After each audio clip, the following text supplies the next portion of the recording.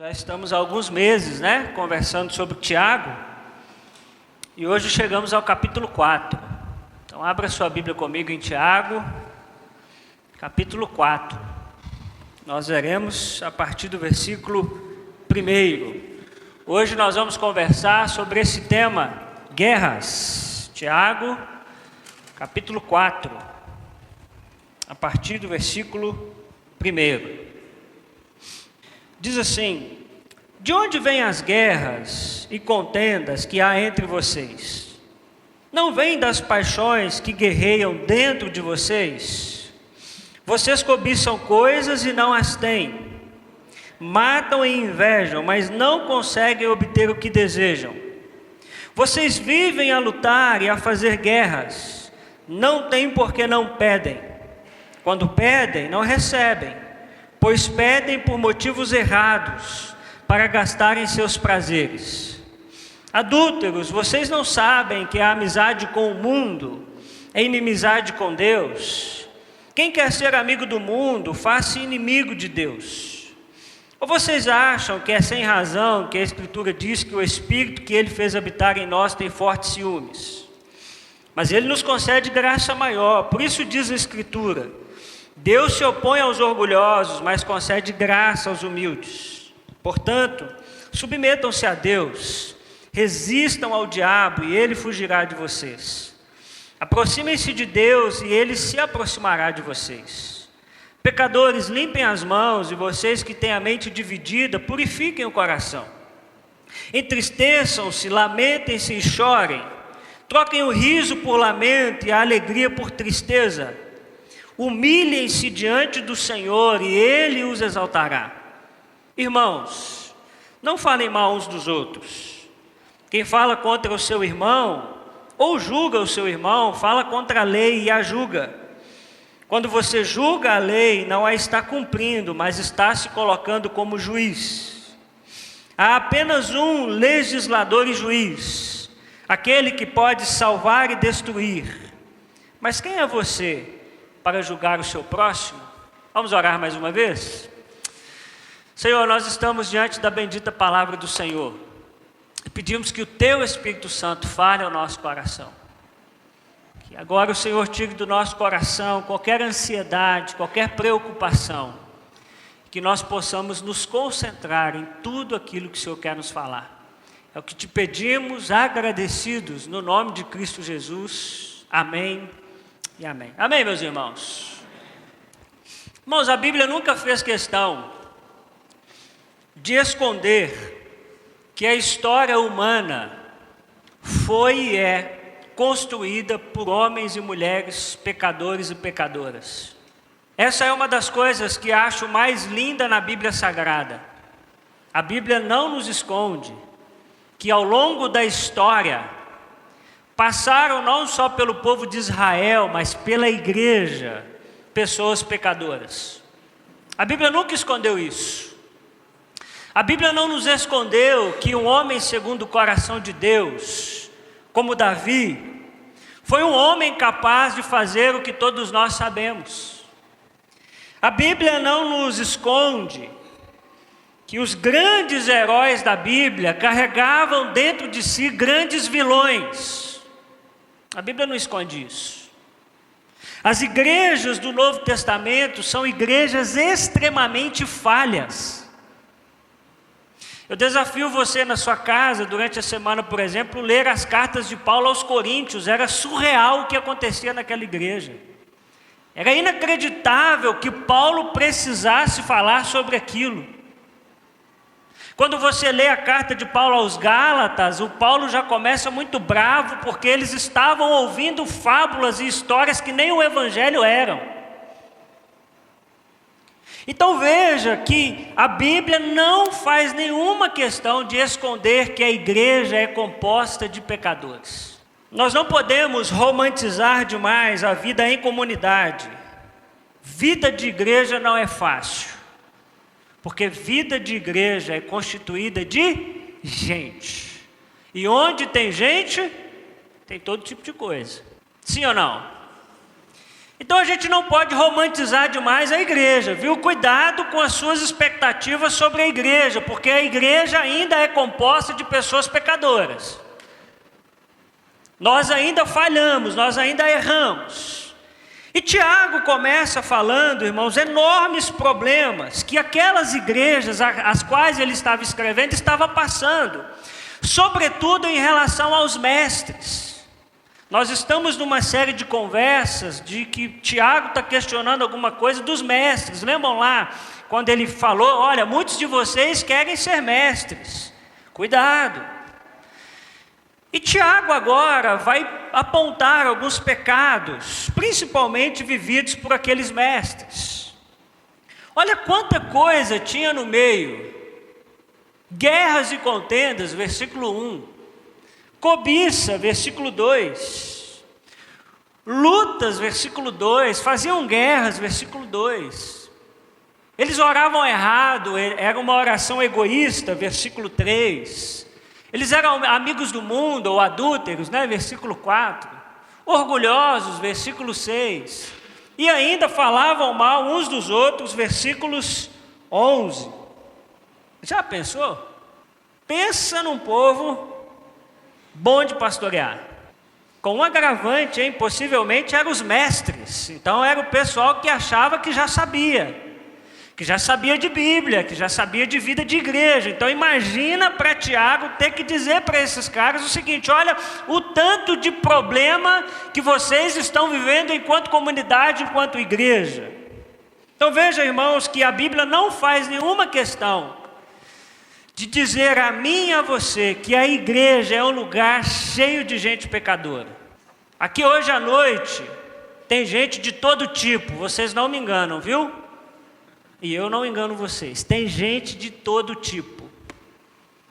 Cada um pensando de um jeito, cada um querendo de um jeito, cada um com os seus pecados, cada um com as suas lutas, cada um com as suas qualidades. Isso é a igreja de Jesus Cristo.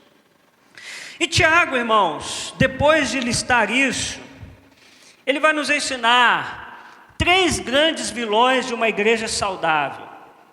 Hoje o nosso tema central é guerras, e eu quero falar aos irmãos sobre 3 grandes vilões de uma igreja saudável. E o primeiro grande vilão de uma igreja saudável, vamos ver juntos lá, é o quê?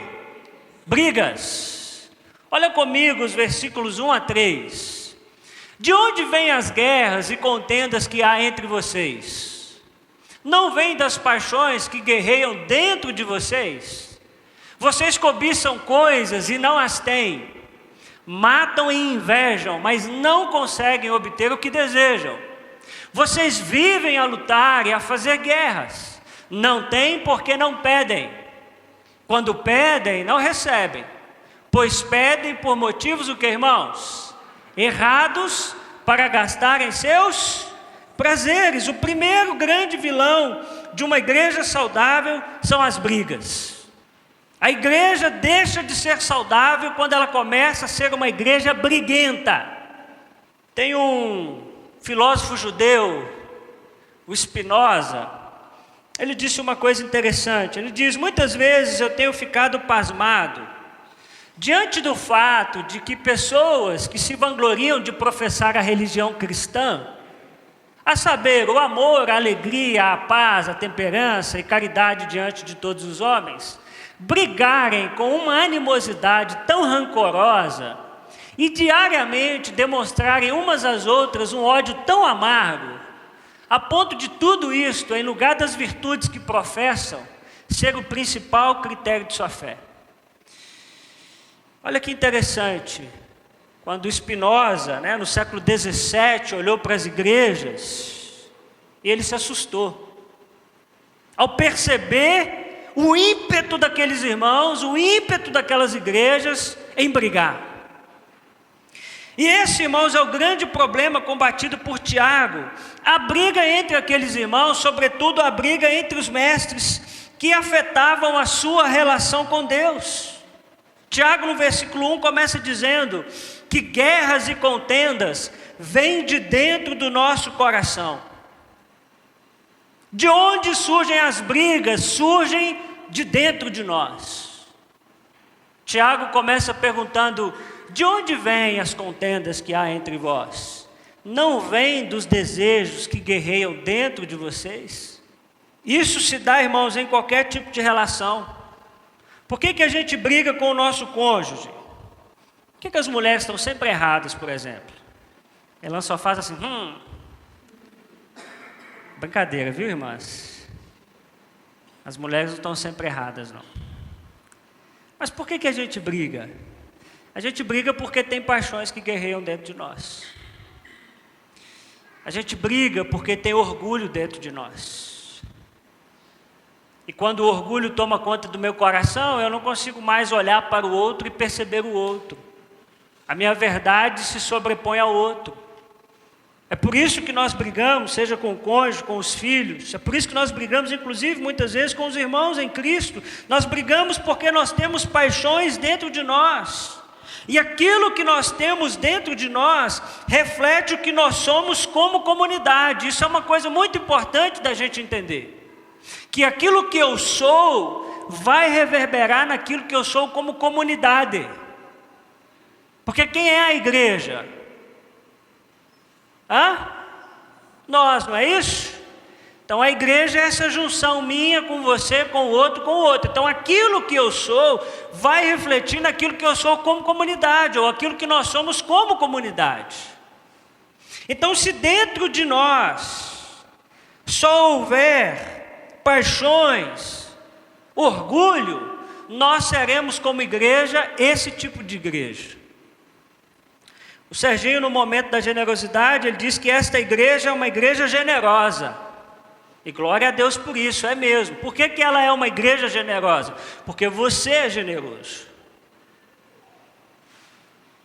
Então, se nós virarmos essa chave, daqui para frente a gente diz assim, agora nós vamos começar a brigar.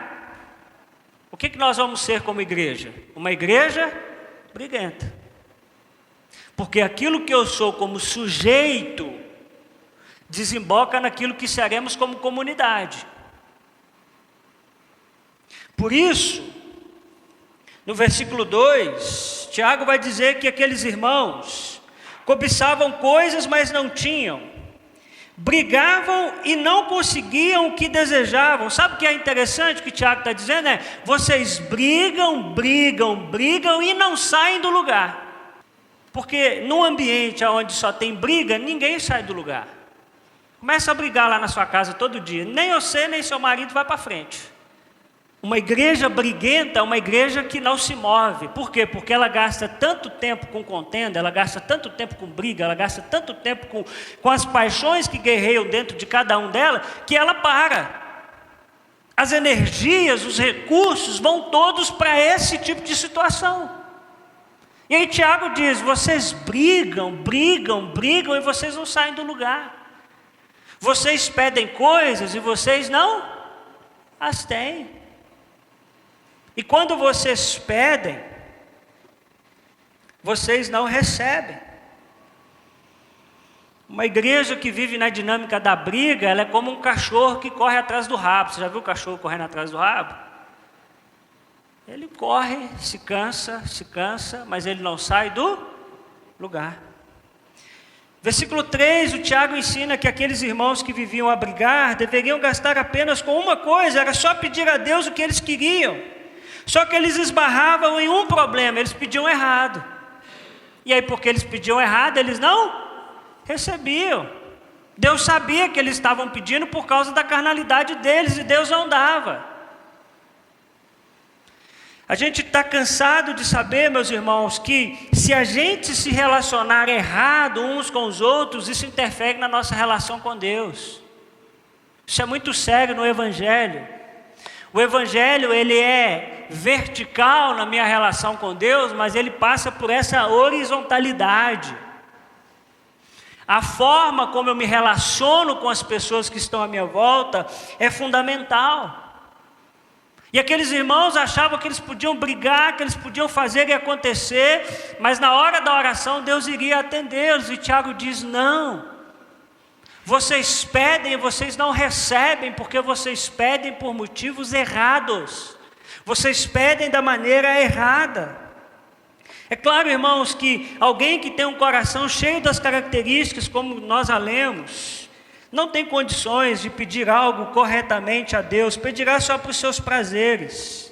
Ter guerra com o irmão é ter a comunhão com Deus interrompida, e graças a Deus, irmãos, que Deus não ouve todas as nossas orações. Coitado de mim, se Deus tivesse ouvido todas as minhas orações, eu estaria perdido. Graças a Deus. E tem umas coisas que a gente pede para Deus e Deus diz: rapaz, me ajuda aí. Isso aí é sem chance. Porque você não vai saber lidar com isso. Isso vai matar você. Onde você estaria se Deus tivesse ouvido todas as suas orações? Quantas pessoas estariam mortas, hein? De vez em quando a gente faz umas orações estranhas, para Deus dar um jeito em algumas pessoas, né? Negócio meio esquisito. O não de Deus ou o silêncio de Deus é muitas vezes um presente para nós. Você crê nisso, meu irmão? Tem uma música muito famosa mesmo. E ela diz assim: Deus vai na frente, abrindo caminho, quebrando as correntes, tirando os espinhos, ordena os anjos para contigo. Olha, a gente é especial, não é? Ordena os anjos para contigo lutar. Ele abre as portas para ninguém mais fechar. Ele trabalha para quem nele confia. Caminha contigo. De noite você sabe, mas vocês não cantam, né? Erga suas mãos, sua bênção chegou. Comece a cantar com muito, e aí vai embora. Então, essa música já começa errada. Ela começa assim: Deus não rejeita a oração. Bom, diz Tiago que Deus rejeita. Diz Tiago que Deus rejeita a oração. Se nós orarmos por motivos errados, Deus rejeita. Se Deus perceber que a motivação do nosso coração é uma motivação pecaminosa, tenha certeza, Deus vai rejeitar a sua oração, ainda bem que Ele vai rejeitar. A unidade, irmãos, da igreja é algo tão sério que Jesus, quando orou por nós, esse foi o pedido de Jesus. Olha lá, minha oração não é apenas por eles, ou seja, pelos discípulos. Jesus estava orando pelos discípulos. Rogo também por aqueles que crerão em mim por meio da mensagem deles. Ou seja, Jesus está orando por mim e por você. Aqueles que iam crer na mensagem do Evangelho pregada pelos discípulos. Para que todos sejam o que, irmãos?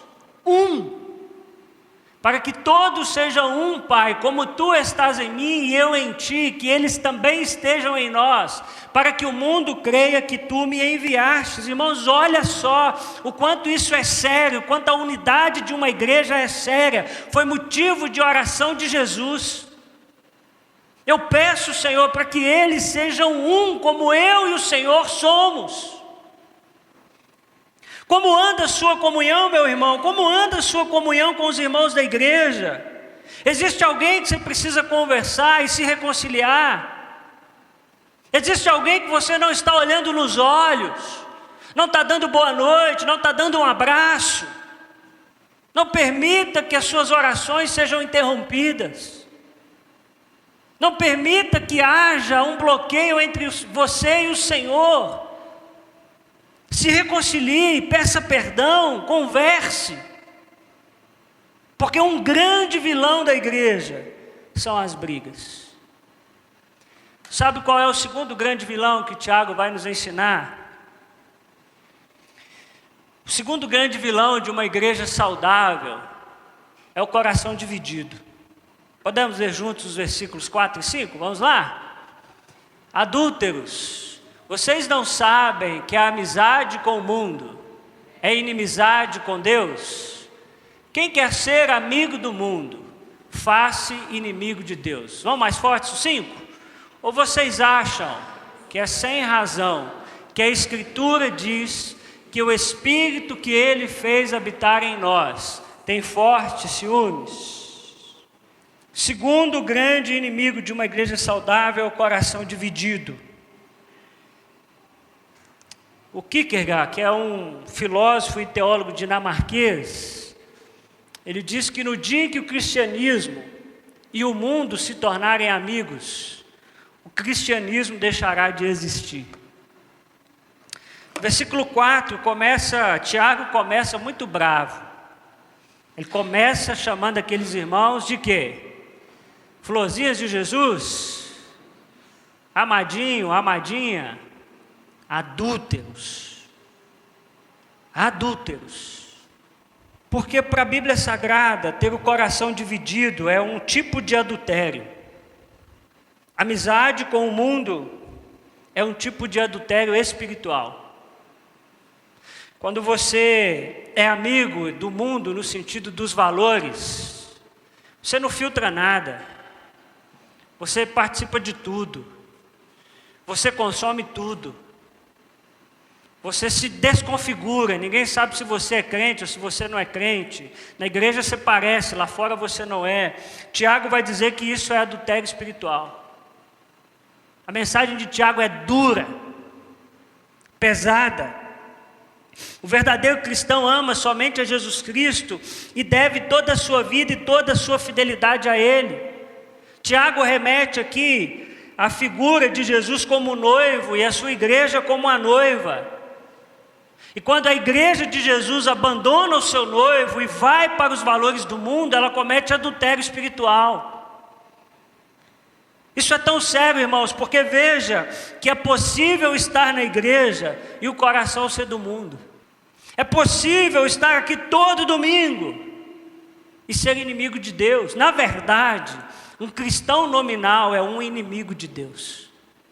Um cristão que só é cristão pelo nome, para a Bíblia Sagrada, ele não é um tipo de boa gente, ele é inimigo de Deus. É muito séria a mensagem de Tiago. Tiago está dizendo que é possível estar todo domingo na igreja e indo a passos largos para o inferno. Quem ama o mundo não é filho de Deus. A minha mensagem nessa noite, irmãos, é pesada. Quem ama o mundo não é filho de Deus. Quem ama mais o mundo do que a Cristo está indo a passos largos para o inferno. E Tiago vai fazer um contraste muito claro. Aqui está o mundo e aqui está Deus. Se você é amigo do mundo, você automaticamente é inimigo de Deus. Pastor, não dá para de vez em quando eu estou aqui, de vez em quando eu dou um pulinho aqui. Ei, você é inimigo de Deus. Pastor, não dá para ficar em cima do muro. É pior ainda. Pior ainda, porque você não está nem lá e nem cá. Você não vive nem de verdade aqui, muito menos aqui. A mensagem de Tiago, irmãos, é duríssima. Você quer ser amigo do mundo? Você vai ser inimigo de Deus. Mesmo na igreja todo domingo, pastor? Mesmo na igreja todo domingo. Irmãos, que coisa terrível é ser inimigo de Deus. Eu não estou dizendo de ser inimigo de Deus, que Deus vai enviar uma doença para você, não é essas maluquices da religião, não. É quão terrível é viver longe da presença de Deus. Quão insustentável é a vida sem a possibilidade da existência de Deus na nossa vida. Viver sem Deus é insustentável. A vida é muito dura. Nós precisamos de Deus. Deus requer, irmãos, um amor exclusivo. Tiago diz: vocês não consideram que o Espírito de Deus tem fortes ciúmes de vocês? Cuidado, meu irmão, porque o mundo quer dividir o seu coração. O reverendo Hernandes Dias Lopes já falou um pouquinho sobre isso. Ele disse: temos que tomar cuidado com as pequenas coisas. O mundo envolve as pessoas pouco a pouco. Ninguém se torna um viciado em álcool do dia para a noite. Ninguém se lança de cabeça nas aventuras loucas das drogas no primeiro trago ou na primeira picada. Ninguém começa uma vida licenciosa num primeiro flerte. A sedução do mundo é como uma fenda numa barragem. Começa pequena, mas pode conduzir a um grande desastre. Pecado é como uma pequena fenda, mas o seu resultado é desastroso. No versículo 5 é muito interessante que, mesmo sendo uma igreja tão difícil, Deus tinha afetividade por eles. Não dá para entender Deus. Eles eram como eram. E o Tiago diz: pessoal, o Espírito de Deus tem ciúmes de vocês. Deus é afetivo. Deus é uma pessoa que se importa com você, que se importa com o que você faz, que se importa onde você vai, com quem você vai, para que você vai. O Espírito de Deus é o que o Filipenses vai dizer, a escandalosa graça de Deus. Nós não entendemos, nós não conseguimos explicar como pode sermos tão ruins. Como pode dentro de nós haver tantas coisas como havia naquela igreja e Deus olhar e dizer: ei, eu tenho afetividade por vocês.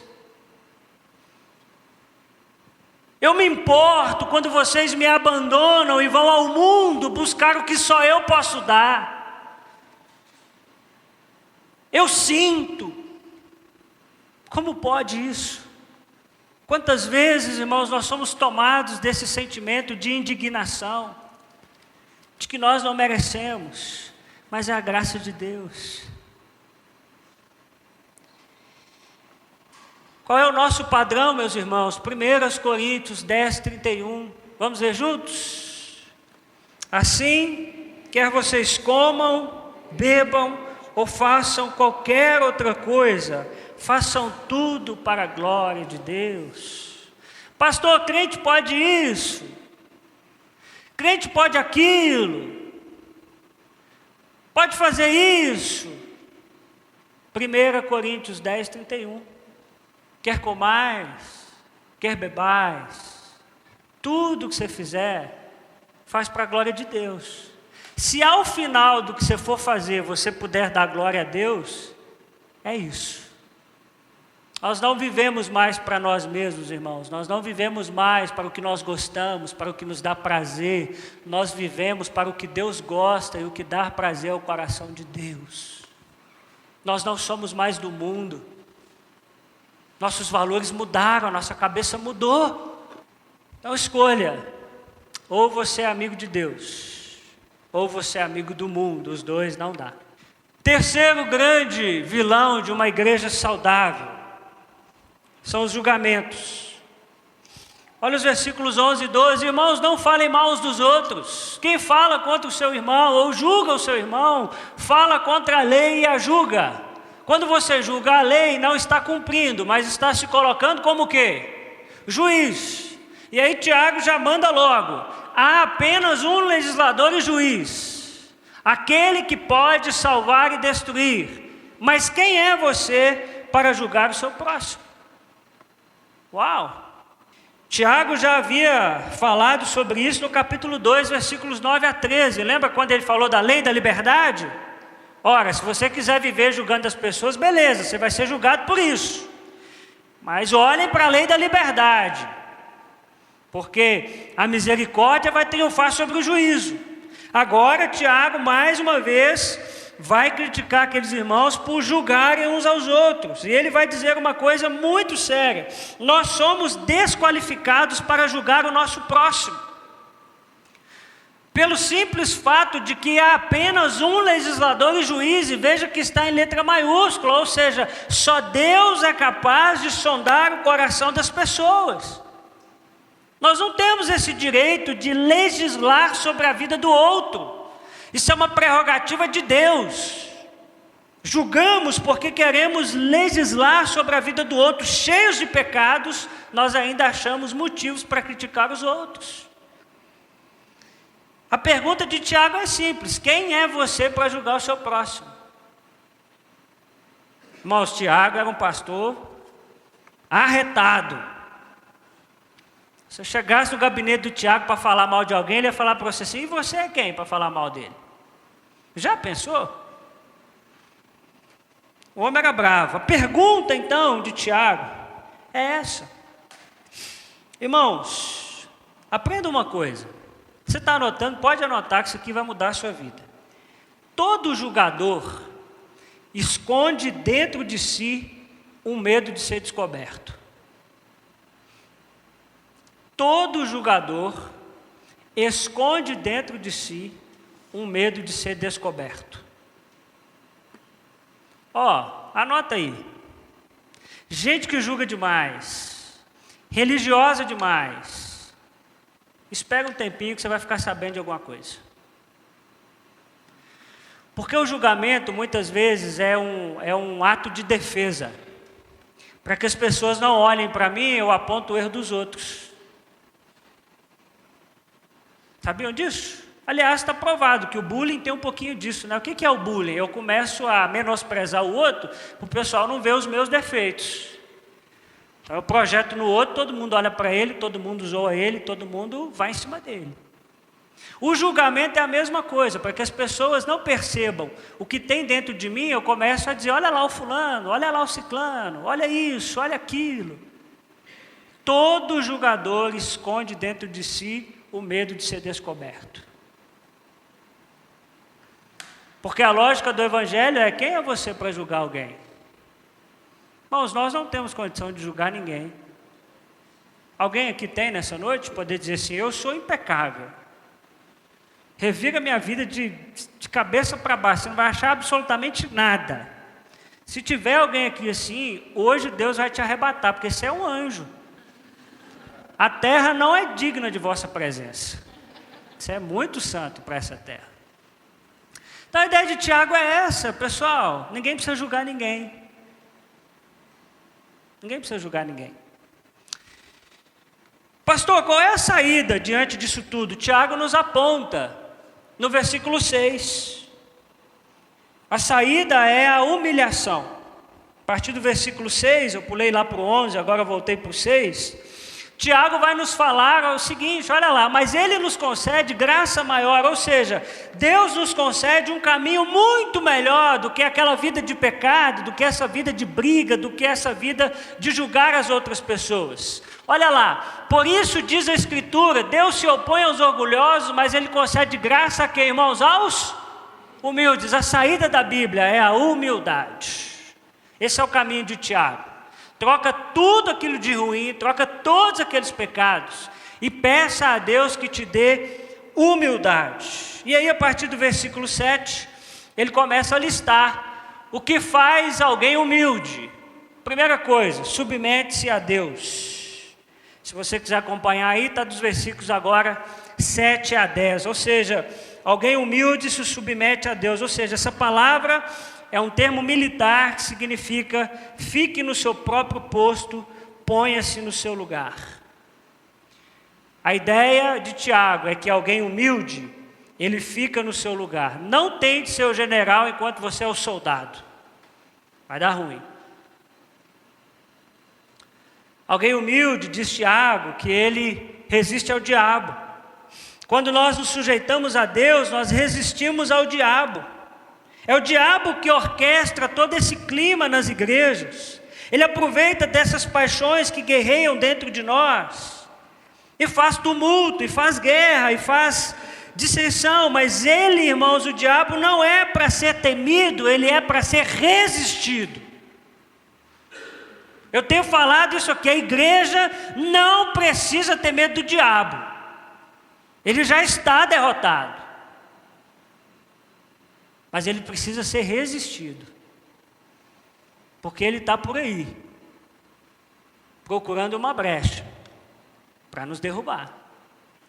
É assim, irmãos, que nós vencemos as batalhas espirituais. Deixa eu te dizer uma coisa: batalha espiritual não vence com o que você está escutando aí não, é determinando, amarrando, queimando. Batalha espiritual a gente vence se submetendo a Deus. Não adianta ir para o monte, para a campanha, trazer oferta de sacrifício, você continua com a sua vida do mesmo jeito. Não vai mudar nada.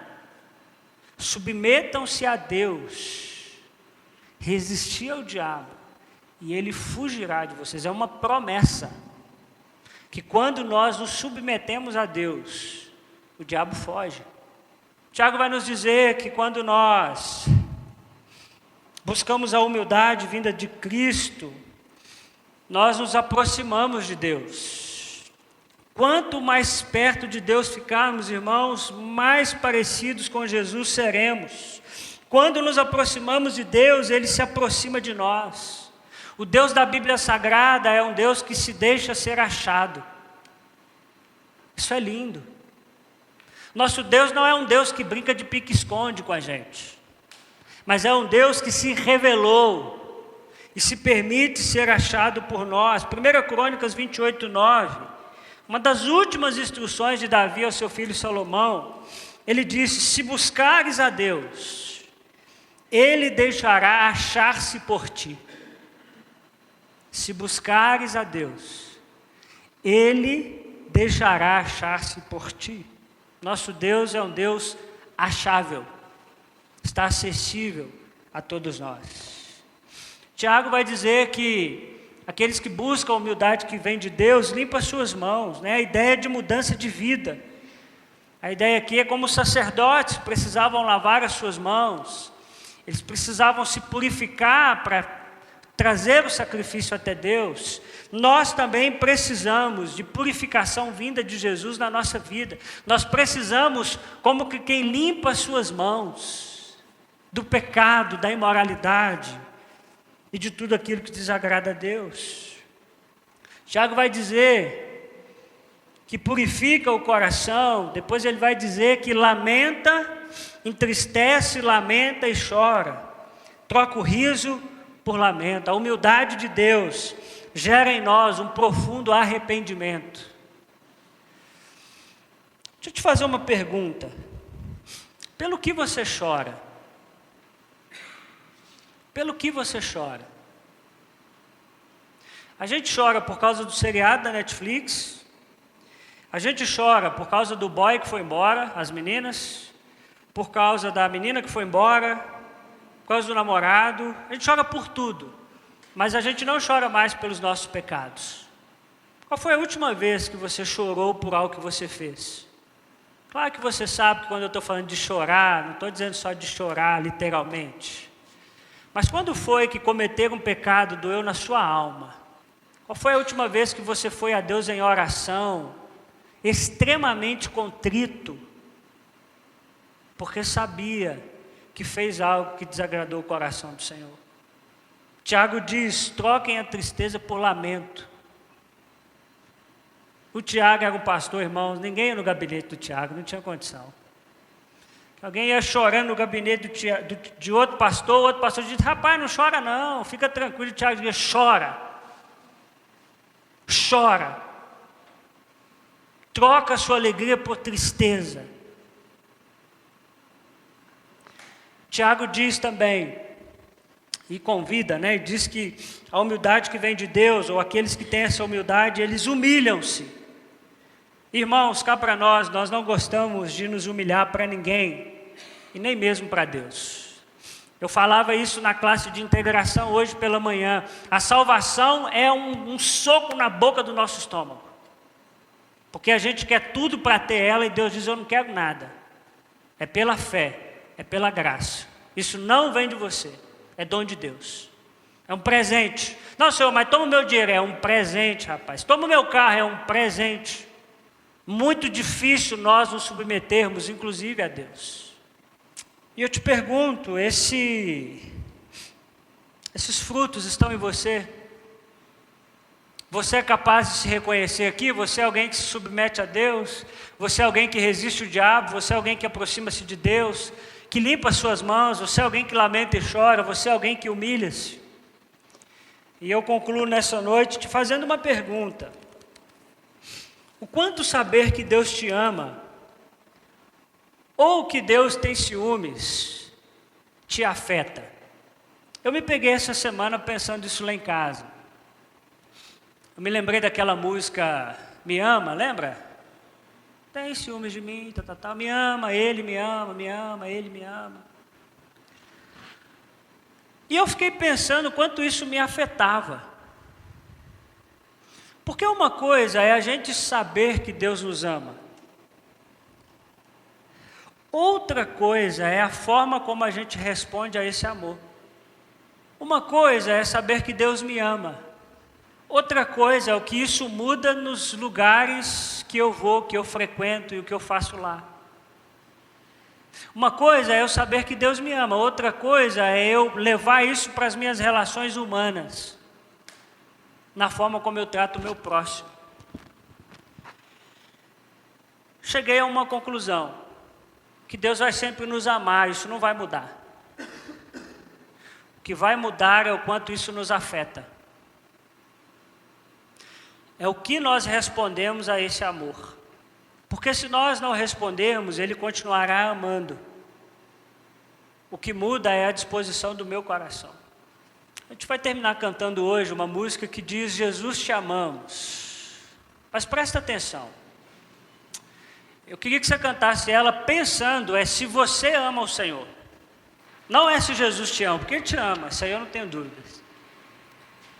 Mas é se você ama Jesus. E se você ama Jesus, o quanto isso te afeta. Podemos fazer isso? Os irmãos estão aqui, amém? Então enquanto você canta assim: Jesus, te amamos, como te amamos? Eu queria que você pensasse: isso aí está me afetando? Está mudando a minha vida? Está mudando o meu namoro? Está mudando o meu casamento? Está mudando no jeito de eu me relacionar com os meus filhos? Se Deus falou ao seu coração algo que tem impedido que esse amor que você tem por Ele de fato seja verdadeiro, queria que você colocasse isso diante do Senhor nessa noite e abandonasse. E eu queria orar com você e por você. Nós te amamos, Senhor. Nós te amamos de coração. Nós queremos nessa noite colocar o nosso coração diante do Senhor. O Senhor sabe o que cada um de nós precisa abandonar nessa noite. Mas nós queremos, Senhor, nós estamos dando um passo na direção da mudança. Porque nós queremos, Senhor, que esse amor do Senhor por nós nos afete. E provoque em nós mudança de vida. Não nos permita, Senhor, sermos cristãos briguentos. Não nos permita, Senhor, sermos orgulhosos. Mas nos coloca sempre, Senhor, no caminho da humildade. Nos livra, Senhor, de sermos amigos do mundo e inimigos do Senhor. Que essa mensagem de Tiago ecoe em nosso coração durante toda a nossa semana, durante toda a nossa vida. Te pedimos assim no nome de Cristo Jesus. Amém.